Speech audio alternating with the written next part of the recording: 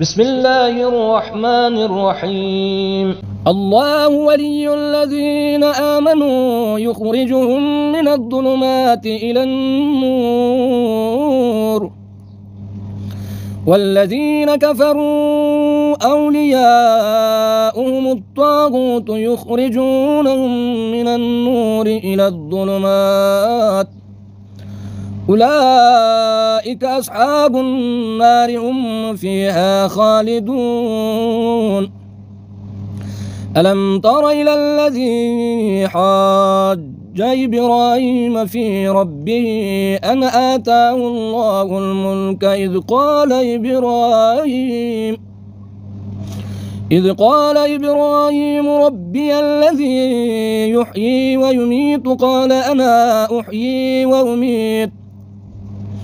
قال إبراهيم فإن الله يأتي بالشمس من المشرق فأت بها من المغرب فبهت الذي كفر والله لا يهدي القوم الظالمين. أو كالذي مر على قرية وهي خاوية على عروشها قال أنى يحيي هذه الله بعد موتها فأماته الله 100 عام ثم بعثه قال كم لبثت؟ قال لبثت يوما أو بعض يوم. قال بل لبثت 100 عام فانظروا إلى طعامك وشرابك لم يتسنه وانظر إلى حمارك ولنجعلك آية للناس